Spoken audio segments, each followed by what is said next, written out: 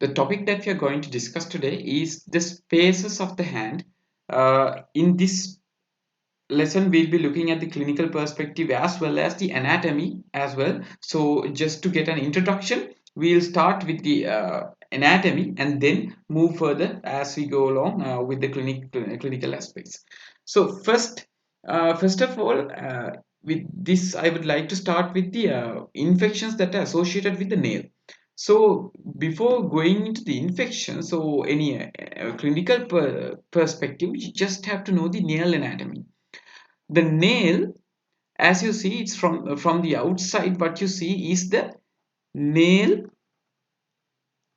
plate. The nail plate, the light area that you see towards the proximal end is known as the lunula. It is the lunula, and then there's a thin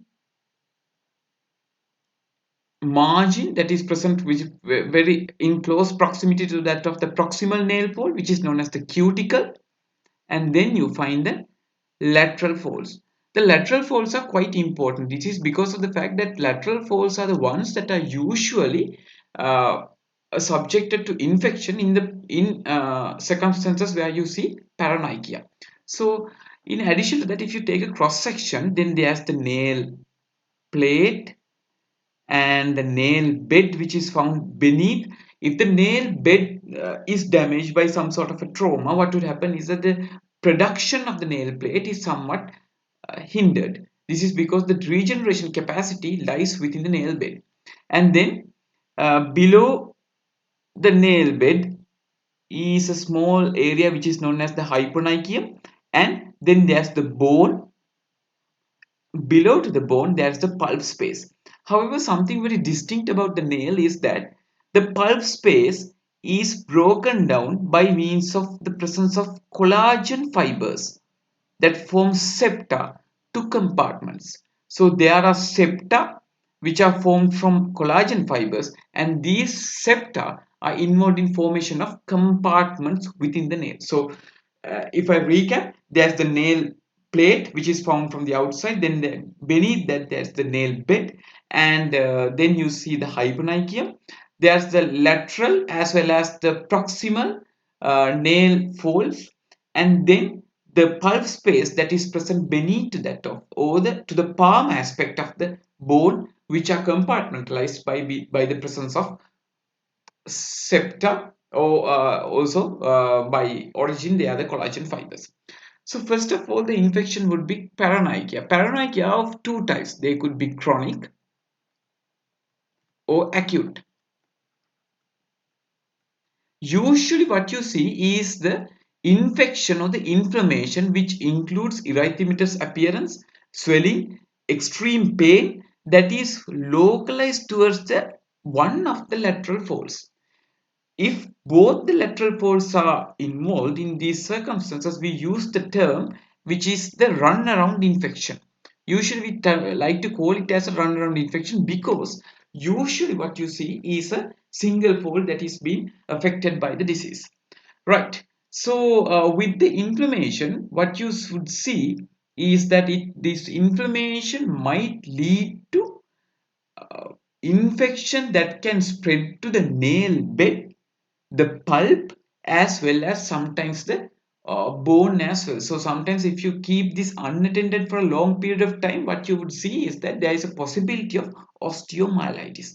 So nail, usually the circumstances where you get this particular inflammation is when there is a violation which causes a trauma in between to that of the nail plate and the nail fold. So primarily, if such an infection settles in, what you have to do is that either you treat it with antibiotics and consider surgical remedial, which usually involves surgical incision, which sort of an incision that is done towards the lateral aspect of the nail fold. So this is how normal paronychia is treated. Something extra that I would like to add in is that chronic paronychia usually is due to fungal diseases. These fungus may include Candida species and are treated with antifungal medications. And usually, chronic paronychia never leads to uh, purulent cases, so purulent uh, localized areas. So with that, I will be looking into the next clinical aspect that we come across, which is known as the felon.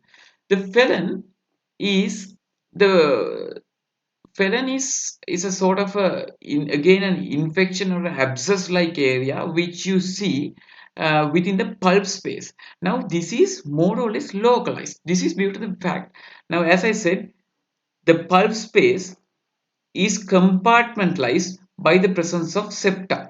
This, so once the infection comes in, it is usually due to the inoculation of a certain bacteria or some other sort. What would happen is that this infection is usually, it resides only within a particular compartment. It will never spread to the it will usually not spread to the vicinity or the uh, areas that are present nearby. So, in these circumstances, you would see a deep-rooted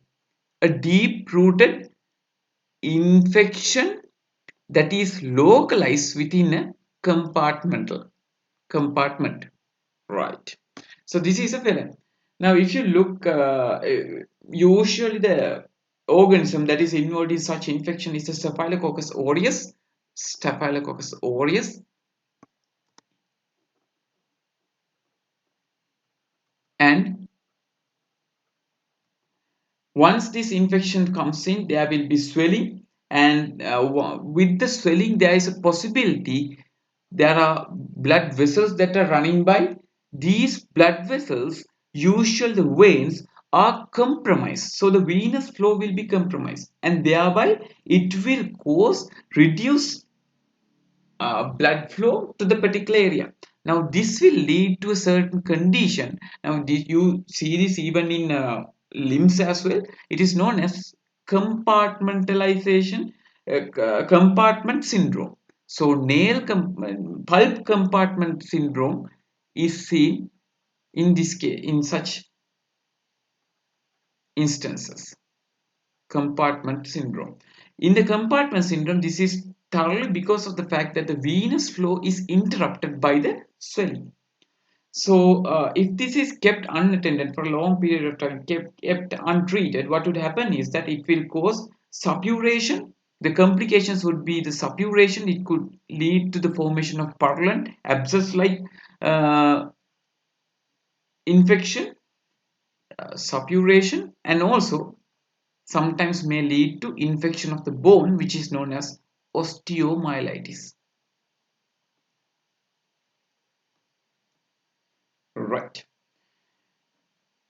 So in these circumstances, if you have any if you come across such an infection, what you would have to do is that for the treatment purposes you have to make an incision and drain the pus, and release the tension that is present within the compartment. So in these instances you would do a small cut, a longitudinal cut, that is incision within the pulp space. So this is a felon, and then you come across hepatic Whitlow. Now this is a spot diagnosis that you would uh, that is usually given in dermatology for you to identify within a quick just by looking at this. So in Whitlow, this is due to the inoculation of a virus which could be either herpes simplex virus 1 or 2. What you would see is the presence of blistering sort of infection, which is primarily seen on the pulp, on the palm aspects, the pulp surface, or else sometimes even in the dorsal surface as well. Whitlow uh, can Whitlow is somewhat painful, and most of the time what the patient usually describes is extensive pain, extreme pain in the digital aspects. So then again a little bit of anatomy. uh, Now I hope that most of you are familiar with what a fibrous sheath is. Now if you can remember, there are fibrous sheaths which uh, covers or enwraps few tendons that are moving or flowing into the digits. Now, usually, what they enwrap is the flexor digitorum superficialis as well as the flexor digitorum profundus. Now, these are blind-ended tube-like structures, blind-ended. So they start usually from the palmar aspect and then flows to the distal interphalangeal in the distal phalanxes. So from the palm to the distal phalanx, right? In addition to this, what you should remember is that within the sheath uh, there is a synovial fluid which allows lubrication and allows free movement of the tendons. And now tunnels these tunnels are usually expanded over the finger, and it's a lax membrane, it's a lax structure, but thickened. It's a lax structure usually in the vicinity of joints. It's lax at the joints but thicker in between. And if you look at this diagram, you would see uh, this is the sheath, this is the tendon sheath. Within the tendon sheath, it comprises of the two tendons. One is the flexor digitorum profundus tendon, FDP, and then there's the superficialis. However, as you can see that the FDS or the flexor digitorum superficialis is divided and present as two slips. Since with the anatomy, if you can remember the anatomy well, what would happen is that at the distal ends, the flexor digitorum superficialis divides and flows through so that it allows the profundus to proceed underneath it. The superficialis only moves after the middle phalanx, whereas the uh, profundus goes after the distal phalanx. This is why you see something of this sort of this anatomy when you try to examine the flexor tendon sheath. Now, something that is very important about the flexor tendon sheath is that now if you can see, now there are small areas. Now there are successive membranes that are present in the sheath. There is the outer covering as well as the inner covering, which is given the term the parietal and the visceral layer. In between the parietal and the visceral layer, you would see the presence of synovial fluid. However, now if you now this is the parietal layer, this is the I'll use some other color, black. This is the visceral layer, and inside you see the tendon. Now the tendon requires a continuous supply of both nutrition as well as oxygen. So there should be blood vessels that are bringing in this material to the tendon, to the living tissues. Now usually what you see is that there are blood vessels that are found close by. There are arteries as well as veins, and also there are nerves as well.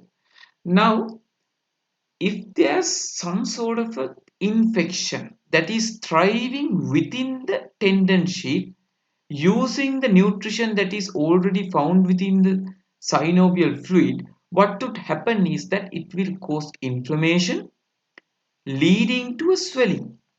the swelling will cause the swelling is so much that it causes compromisation of blood coming into these areas.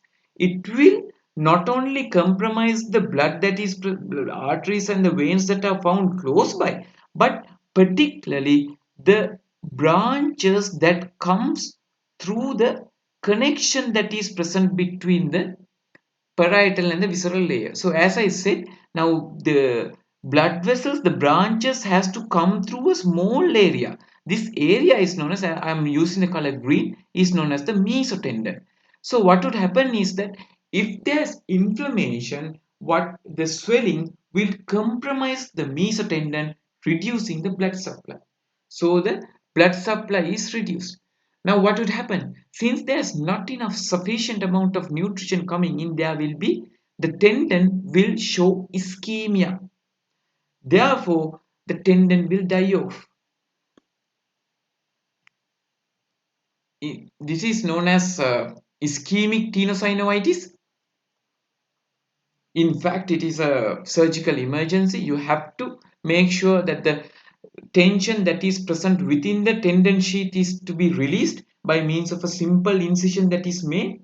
You can there are different types of surgical methodologies that are utilized. It could either be an open surgery for the decompression, or else it could be a closed one where the tendon sheath is irrigated by simple cuts that are made at the palm and the mid-axial regions.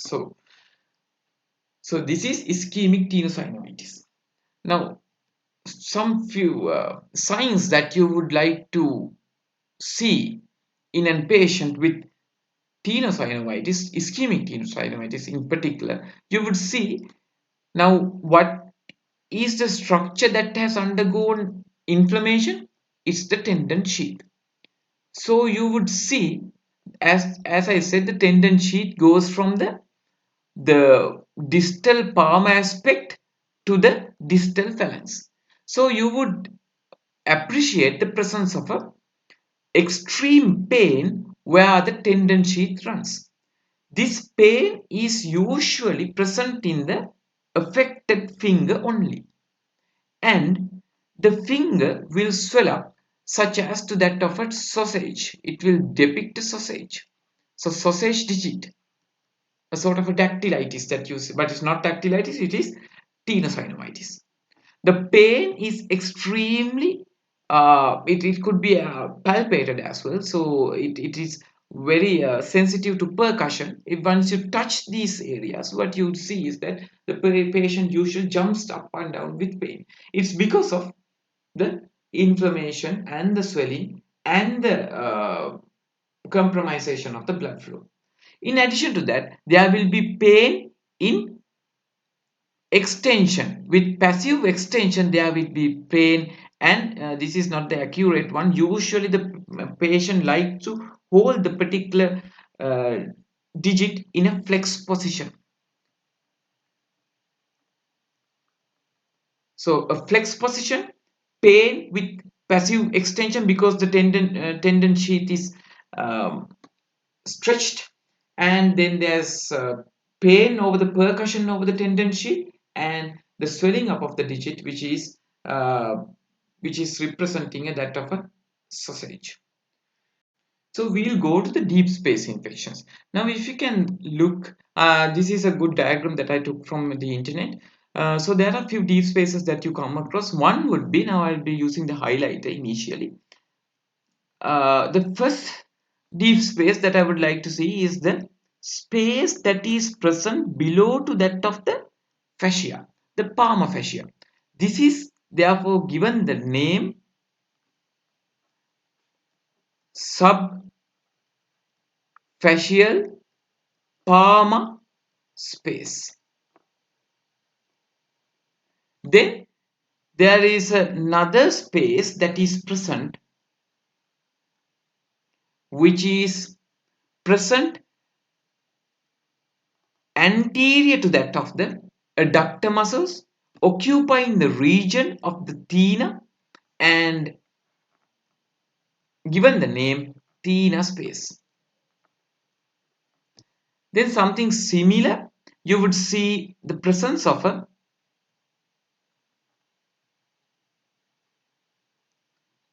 another deep space that is present more or less towards the mid palm region and extending towards the hypothena as well. It is present below or dorsal to that of the tendons, which includes both flexor digitorum profundus as well as the flexor digitorum superficialis. So these are the tendons of tendons which are the flexor digitorum profundus as well as FDP and FDS. So this is given the name mid palmar space. Now there's another deep space that you come across, which is the space that is found in between. Now these are the muscles which are known as the extensor muscles, the extensor tendons, and then I'll use some other color. Then there are the dorsal interossei muscles. So in between the dorsal interossei as well as the extensor uh, digitorum tendons, you would see a space which is known as the dorsal dorsal subaponeurotic space. So these are the four deep spaces that you come. If there's trauma, if there's some sort of a penetrative uh, uh, penetrative injury or some sort of an infection which goes to the deep spaces, what would happen is that these spaces are very eligible as well as a good potential space for the infection to settle in and thereby cause sometimes even there is a possibility this might lead to other complications such as osteomyelitis, and it can also lead to sepsis as well. Sometimes even the joints are affected, which will lead to septic arthritis. So these are few complications that you come across, but these are what the anatomy drives you to give the fact that these spaces are highly potential for an infection to come up, right? So if an infection do takes place, this is the sort of a view that you get from a patient. Now this is, you see a swollen area. The swollen area is usually present towards the teen aspect, so I assume that this is a teen space infection. And in addition to that, you see that there is a sort of a swelling sausage like digit of this index finger as well. So this might um, have been complicated by means of a tendon sheath infection. So all of these might have been um, in remedy to one another, and finally this patient has come up with a major infection that has been occupying the spaces of the hand, right? So in addition to that, now most of the time in most of the questions, yeah, what you would see is this the mid palmar space as well as the thenar space. These are being asked. It's because now these play a crucial role in surgery, and the most of the time the surgical registrars as well as the postgraduate students are expected to know this. So therefore, you will be expected to answer these questions as well. Now, a very easy diagram that is seen in some of the textbooks that you come across in anatomy, I would like to re-illustrate it here. Now, these are the bones. Now, these are the bones. Right, these are the bones. In between the bones, you see dorsal interossei. Easy as that. Now, I'll use some other color, green per se. Dorsal interossei.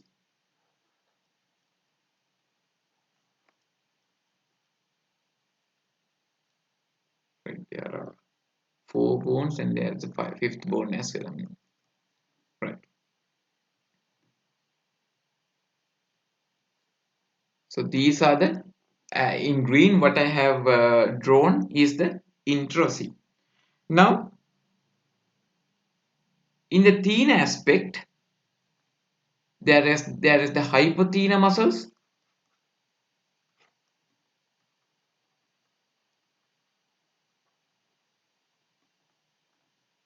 hypothena muscles, and then in the lateral aspect you see the thenar muscles.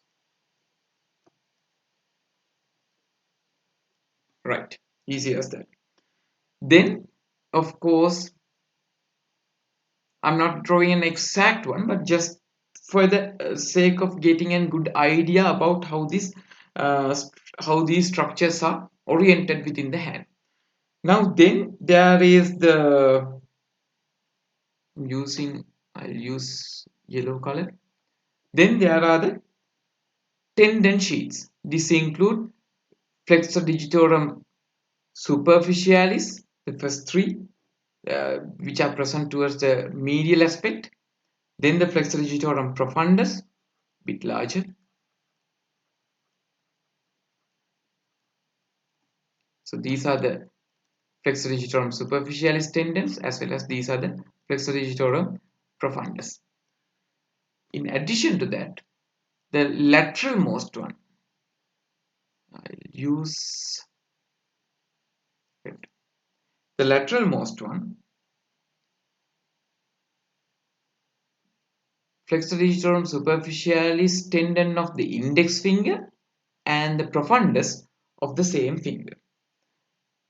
More laterally, what you would see is the presence of the flexor, because these are the thenar muscles. The thenar muscles usually composed of the flexor pollicis muscles, the brevis and opponents, as well as the uh, abductor. However, there is another muscle that is coming from the forearm itself, which is the tendon of the flexor pollicis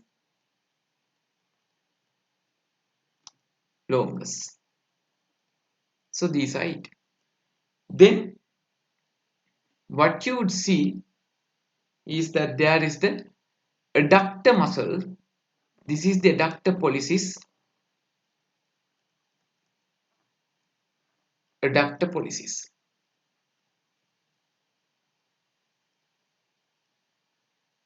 Right. Now we look at the compartments. What you have to do is that you have to cut or separate using a septum,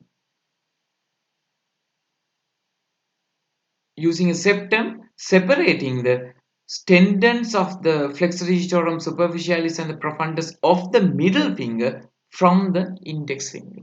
Now as you have done that, then you have you come across these few spaces. Now this is the space that is present towards the thenar aspects. This is the term that we give is the thenar space. Right.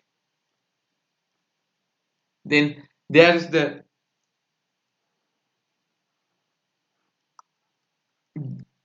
beneath that of the flexor digitorum profundus and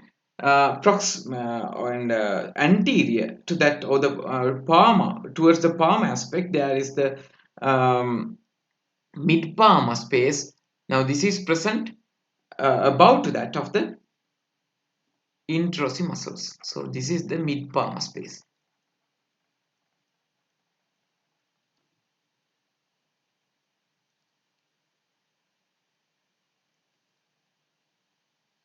There are the extensor tendon muscles here, and you would see presence of the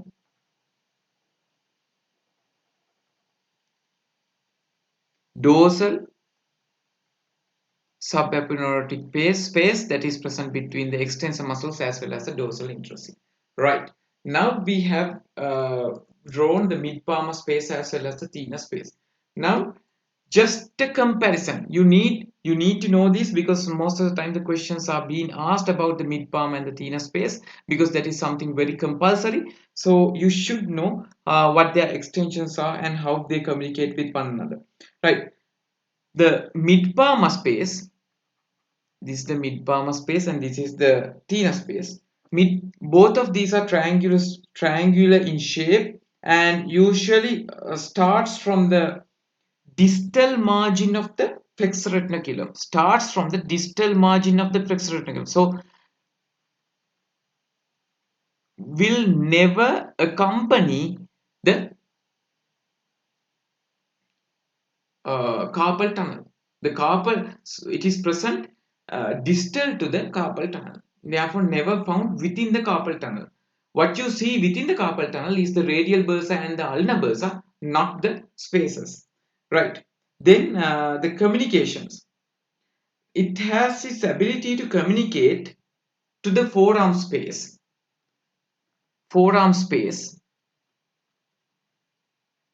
of Parona. If you can remember, I'll go into Parona in detailed way when it comes to latter part, but it has the ability to communicate with the Parona space, and usually with the lumbricus. Now the mid palmar usually what it can communicate is the third and the fourth lumbrical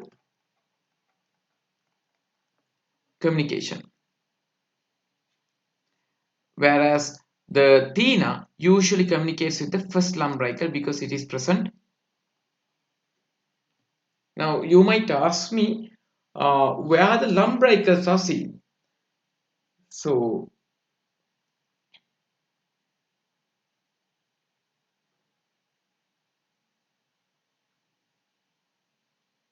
I'll use some other color. This is a question. Now I use red. Right. This is a question that could be answered if you know your anatomy well. If you can remember, the usually what you see is that the lumbrical as well as the tendon of the digitorum profundus are present together. So therefore, the lumbricals are present above or superficial to that of the thenar and the mid palmar spaces. Right. Now what else? As I said, the distal level was said, however, they are proximal extension. The proximal extension goes up to the, in the mid palmar space, it goes up to the distal palm. Whereas in the thenar, it goes up to the proximal transverse crease. Nothing very important, but it's even though it's trivial, you need to remember some of these because sometimes these might come up in your MCQ. Right, they are separated by a medial septum that you know, intermediate septum, and then you find the presence of medial septum here. This is the medial septum, this is the intermediate septum, and and so these are the more or less the things that you need to understand when it comes to the mid palm and the thenar space. So primarily these are triangular spaces. The mid palmar space is found from the palmar crease up to the from the flexor retinaculum up to the distal palm region, and the thenar space is likewise from the distal part of the flexor retinaculum until up to the proximal transverse crease.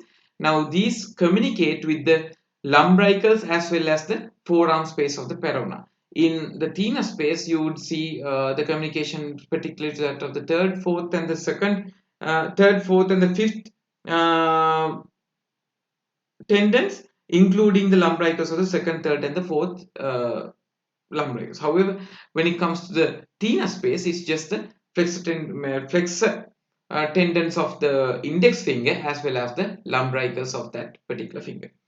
Right. So now this is a now as you see, there is a sort of an infection that is settling in the thenar aspect. You would assume that this to be either a thenar space infection, or sometimes it could also be another structure that could inflame at this particular point. Is the radial bursa. So it could be radial bursitis. Now if you can see, if you can appreciate, there is also some sort of an swelling that is present in the proximal to that of the wrist. Now this is known as the Parona space. Parona space is actually a rectangular space that is present in between the flexor digitorum profundus and the pronator quadratus. So this what you would see that is that most of the time there are deep spaces which communicates with them. Therefore, sometimes if the infection spreads to these deep spaces, there is a possibility it might spread to the Parona space, and you might get a hourglass-like swelling, particularly involving the proximal wrist. Right. Sometimes with the Parona space, you can the infection can shoot up to the elbow as well, along the tendon sheath. Not the tendon, along the fascia of the muscles. Right. Then there are the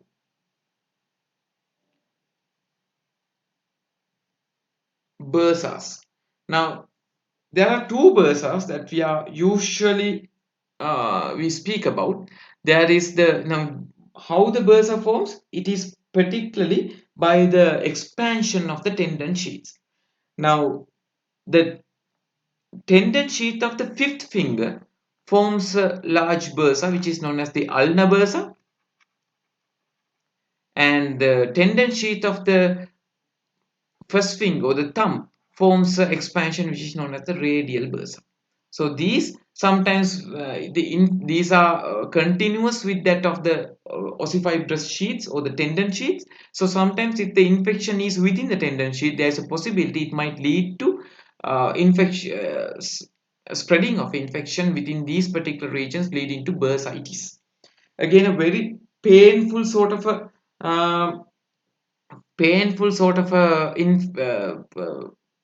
disease, and these radial and the ulnar bursa communicates between one another at the Parona space. So that's why sometimes you see once there's infection in the ulnar bursa, it will go to the Parona space, and you would see a sort of a hourglass like swelling, particularly including the proximal wrist as well as the palm aspect, the thenar aspect. So this is what you come across in bursa infection. Right, this is a question. Let's look at the question right now. Thenar space is medially bound by the mid-palmar septum. As I said, the thenar space, if you can remember, I drew this. So there is the intermediate septum and the medial septum. The medial septum is for the not the thenar but the mid-palmar space, not the thenar space. The thenar space is separated by means of the intermediate septum that is present between the mid-palmar space and the thenar space. Right. So this is a fourth statement. Lies superficial to the adductor pollicis. Lies superficial to the adductor pollicis. As I said, yes, it is present above the adductor pollicis. So the true statement. Then contains lateral two lumbricals. If you can remember, there are three lumbricals in the mid-palmar space, only a single lumbrical in the thenar space. So contains two lateral is a false statement. Lies on the long flexor tendons of the index finger. Lies on the long. If you can remember, now this was present, the thenar space was present below to that of the superficial and the uh, superficial tendons as well as the deep tendons, right? So this is a false statement. Communicates with the first web space. Yes, as I said, it communicates with the lumbricus as well as the first web space, and also communicates with the Parona space. So this is a true statement. So it's like this. most of the time the questions are oriented in a very clinical manner, and you would see such questions appearing in your anatomy examination more or less in it's a sort of a thing that you see in the latter part of your exam, because what the examiners usually think is that such questions are bit above your level. But again, a hand space infection is something very important, as well as something very commonly seen, because of the fact that there are so much of patients with infections coming to the surgical department for surgical remedies. Even if you are doing your postgraduateship in surgeries, you have to know this anatomy in a very in and out manner, in a very thorough manner. It should be water under the bridge. So if you are not if you have not come across this, this is I have tried to bring out the most important as well as relevant facts in a very audial manner. Better to refer a textbook as well, if it's very necessary. But something that I need to bring up is that it's better if you can draw the mid palm and the thenar space, as I have done in the tutorial as I went along. So until next time, we'll be doing the next video lesson about again about few anatomical aspects regarding the upper limb. So until next time, thank you.